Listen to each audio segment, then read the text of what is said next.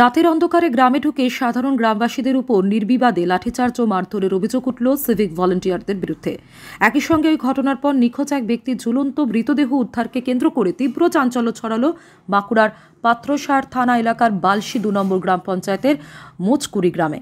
স্থানীয় সূত্রে খবর, বুধবার সন্ধ্যায় জনা ৮ সিভিক ভলান্টিয়ার মোচকুড়ি গ্রামে ঢুকে অবাধে লাঠিচার্জ শুরু করে।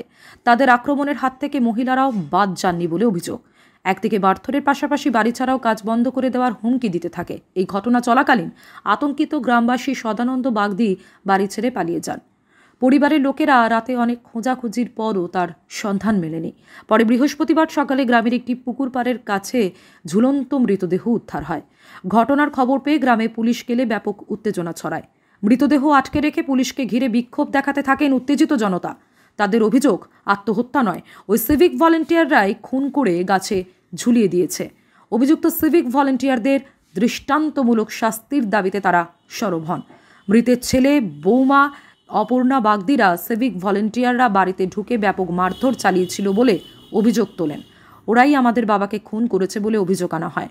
অভিযুক্তদের দৃষ্টান্তমূলক শাস্তির দাবি জানান তারা। পরে পাত্রসার থানার পুলিশ মৃতদেহ উদ্ধার করে ময়না তদন্তের জন্য বিষ্ণুপুর জেলা হাসপাতালে পাঠিয়েছে। একই সঙ্গে ঘটনার তদন্ত চলছে বলে পুলিশ সূত্রে জানানো হয়েছে। ঘটনাস্থলে যায় পাত্রসার থানার ওসিকে ঘিরে বিক্ষোভ দেখায় স্থানীয়রা। অনেক পুলিশ এসেছিল, দিয়ে আমাদের ঘরে হামলা করতে এসছে। বাড়িতে কেউ থাকে না, বেটা ছেলেগুলো, আমার শ্বশুর আর শাশুড়ি শুধু ছিল, আর আমি ঘরে বাচ্চাটাকে কোপার দিয়ে পড়াচ্ছিল। যে এখানে সব মারধর করতে আমার শ্বশুর পালিয়ে গেছিল, ছুটে দিয়েছে। আর আমি ঘরটায় কোপার দিয়েছিলাম, আমার ঘরটা খুলে গোড়া লেগছে, দিয়ে বলছে ঘরের লোক কোথায়, পরে অবস্থা ঘাইল করে দেবো। এই লকডাউনে এরকম করলে আমরা কোথায় যেয়ে থাকবো? ঘরে যদি এরকম অত্যাচার করে আমরা ছেলে পুলে কোথায় যেয়ে থাকবো? কি কারণে এরকম সিভিক ঘরে এসেছিল, পুলিশ ঘরে এসেছিল? এই মারধর করছে আর বলছে এই যে বলে আমাদের ঘরে পাওয়া যায় না। যারা সব মদ করছে তাদেরকে কিছু বলে না, আমাদের ঘরটাই শুধু এসে হামলা করছে। আমাদের ঘরে এক বোতল মদও পায় না। আপনাদের ঘরে কি আগে মদ তৈরি হতো? মারা গেছে, তিনি মদ খেতেন, দিন রাত মদ খেয়ে পড়ে থাকতেন। সেই জন্য ভাবছি যে মদ করছে হয়তো এরা। পুলিশ এসে আমাদের ঘরটা হামলা করছে, আরো যারা সব করছে তাদেরকে সেই দিকেও গেছিল। আর আমার শ্বশুরও ভয়ে দিয়ে পালিয়ে গেছে, জানছে তো আমি মদ খাই, ওই জন্য যদি মারধর করে। কিভাবে মারা গেল? কিভাবে মারা গেছে, ভয়ে তো পালিয়ে গেছে। দিয়ে আমরা সারা রাত খুঁজাখুঁজি করেছি, পাইনি। সকালবেলা এসে দেখছি লাশটাকে নিয়ে আসছে, ওই ইয়েতে মারা গেছে। কোথায় ছিল? আস্তের বাগানে মেরে দিচ্ছে। সেই পুলিশ গুলোকে আসতে হবে, তারপরে ইয়ে করতে নিয়ে যাওয়া হবে। সেই পুলিশকে আসতে হবে, যারা এরকম হামলা করেছে তাদের জন্য আমার বাবা জীবন দিয়েছে। তাদের আসতে হবে এখানকে। বাগানে কি অবস্থায় ছিল? বাগানে ঝুলছিল, গলায় দড়ি দিয়ে টাঙিয়ে দিয়েছে, সামনে দিয়ে পুলিশরা টাঙিয়েছে। আচ্ছা, শাস্তি চাই আমরা।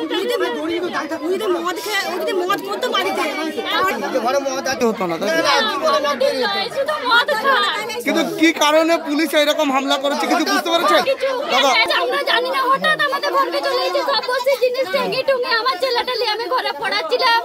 ঘরে কুকুর ভাঙা করাইছে, ঘোরালে গোটাই টর্চ নিয়ে দেখেছে, রডে করে সব লাড়াচাড়া করে ফেলিয়ে দিয়েছে। আমার ছেলেটা ভয়ে কাঁদছিল। কখন হয়েছে ঘটনা? সেটা সন্ধ্যাবেলা, কালকে সন্ধ্যাবেলা। এখন কি চাইছেন আপনারা? আমরা চাইছি যে পুলিশগুলো এইরকম করেছে তাদের শাস্তি হোক। কিসের জন্য এসেছিল? লকডাউন যে মারা গেছে ওনার নাম কি? সদানন্দ বাগদি। বয়স কেমন হবে? আচ্ছা, কি করতেন উনি? মুনি যেত, খেতে খেত। আচ্ছা, কালকে আমরা 3 ভাই বাইরে গেলাম, থাকিনি, অন্য কাজে গেলাম মাঠে ধান রুইতে। বউ ছিল, মা ছিল, বাপ ছিল। ঘরে ঢুকে সিভিক পুলিশরা ঘরে ঢুকে হামলা করে। ঘরে ঢুকে ঘরের দরজা ঠকঠক করে। বাচ্চা ছেলেকে পড়াচ্ছিল বউ, বাচ্চা ছেলেটাকে টস টিপে এমনি করে সব ঘর দুয়ার বেরবেরি করে। সেই ভয়েতে বাবা এখন পালিয়ে যায়। ওদের মারের চোটে এখন ঠেঙাঠেঙি যেতে করছিল, ভয়ে পালিয়ে গেছে।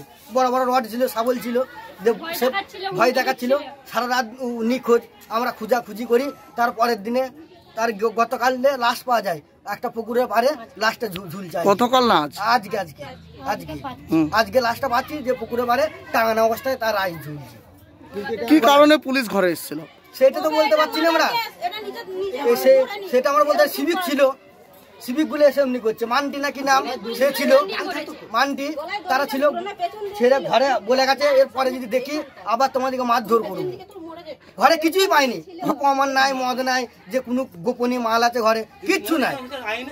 আগে কি মদ তৈরি করা হতো বাড়িতে? না না, বাড়িতে কোনোদিনও মদ তৈরি হতো না। আমরা মিস্ত্রির কাজ। হঠাৎ করে পুলিশ চলে এলো বাড়িতে? হ্যাঁ, হঠাৎ করে এই লকডাউনের জন্য। এই পর ধরো আমরা ঘরে থাকিনি, এবার আমাদেরকেও পেলে আমাদেরকেও আমরাও দৌড়তুম ভয়ে পুলিশে ঘরে যা। পুলিশগুলো এখানে হামলা করতে এসেছিল, তাদের শাস্তি পারমিশন দিয়েছে ঘরে বউ ছেলেদেরকে অত্যাচার করার জন্য। বাঘ আমি কাজে বেরিয়ে গেইনি আইকে, কালকে লকডাউন ছিল, কাজ বন্ধ ছিল। আগে কাজে বেরিয়ে গেছি, যে কাজে যেয়ে কাজের সাইডে মিস্ত্রিকে বউ ফোন করে যে তোর বাবা ওইখানে গলায় দড়িলে ঝুলছে। আমি সেই অবস্থায় এসে কাজ থেকে যে বাগানে যে দেখি আমার বাবা গলায় দড়িলে ঝুলছে। উনি কি তবে গলায় দড়ি নিয়ে মারা গেছেন? না, গলায় দড়িলে মারা যায়নি, তবে ওকে মেরে দিয়েছে কেউ, মার্ডার কেস। প্রমাণ গলায় গিটটা সামনে দিয়েছিল, দাগে নাই গলায়। কালকে রাতে পুলিশের হামলাতেই আমার বাবার এই কেসটা ঘটেছে। ওই সিভিক পুলিশের জন্য আমার বাবা মরল। ওই সিভিক দিয়ে আমি বিচার চাই, নাইলে আমি ওদেরকে মারবো। আমি হ্যাঁ, ওই সিভিক পরে নিয়ে মার্ডার করলাম আমার বাবাকে। ও মানছি না কি নাম ওরা সব, আরো 5-6 জন সিভিক এসে বিনা ড্রেসে, আবার কোনো ড্রেস পরে নাই, বিনা ড্রেসে। তাদের কি পার থানার ওসি থাকে না, কিছুই নাই। তাদের ঘরে মোটরসাইকেল দিয়ে ডাইরেক্ট ঢুকে বউ ছেলে দিকে হুমকি দিয়ে ঘরে বাচ্চা ছেলেকে পড়াচ্ছে, 4 বছরের ছেলেকে, তাকে যে গড়ালে ফেলিয়ে দেওয়া। এখন আপনারা কি চাইছেন? আমরা ওদের সাজা চাই, শাস্তি চাই, সাসপেন্ড চাই ওদের, সাসপেন্ড। আরো যেন না কারো স্বামীর যেন না কল খালি হতে যায়, একবারে শাস্তি চাই ওর আমরা। আচ্ছা, ওসি এই যে আমাদের ছোট ছোট ছেলে, এই যে বাপ দিয়ে এনে 2 মুঠা দিলে তো খাচ্ছি না আমরা। একটা ঘর নাই, দুয়ার নাই, একটা কিচ্ছু ব্যবস্থা নাই। আচ্ছা, ওসি এসছে বলেছেন ওনাকে? হ্যাঁ, ওসিকে বলা হয়েছে। কি বলছেন উনি? ওসি বলছে দেখছি, কোনো ব্যবস্থাই নিচ্ছেন না। আপনার বাবার নাম কি? বাবার নাম সদানন্দ বাগদি। বয়স কেমন হবে? বয়স ওই 50 বছর। বাড়ি একটু এখান থেকে তফাতে থাকি, হ্যাঁ, একটা অন্য পাড়ায় থাকি। আমরা সকালে খবর পাই যে গলায় দড়ি নিয়ে আমার ভাসুর নাকি ঝুলছে। তারপর এখানে আসার ফলে দেখি যে এরকম কেস। জিজ্ঞাসা করি যে কী হয়েছিল, না সবাই বললো যে কালকে সিমি পুলিশগুলো এসেছিল, এসে খুব অত্যাচার করেছে। রাত্রে সন্ধ্যের দিকে এসেছিল, বৌমাটা বাচ্চা নিয়ে বাড়িতে ছিল, তারও নাকি গায়ে হাত তুলতে গেছে, বা বলেছে যে এর পরিবর্তে গেলে নাকি ওর অবস্থা খারাপ করে দেবে। তাহলে ওকে ভয়েতে মারধর করতে গেছে। ভীতু মানুষ বুঝতে পারছেন, মানে ভাবছে ঘরে থাকলে যদি মারধর করে, ওই জন্য বাইরে বেরিয়ে গেছে। বাইরে বেরিয়ে যাওয়ার ফলে কিন্তু পুলিশগুলোর পিছনে গেছে। তারপর এখন দেখতে পাচ্ছি যে হয়তো গোড়া ধরলে নয়, এটা মার্ডার কেস। কিন্তু আমরা সম্পূর্ণ কারণটা তো জানি না, তো তবু আমাদের ধারণা এটা মার্ডার কেস। এটা গোড়া দিলে মরেনি, গোড়া দিলে মরলে এভাবে মরতে পারে না। কখন দেখতে পেলেন আপনারা? আমরা দেখেছি সকালে। টাইমটা হয়তো কোথায় ছিল?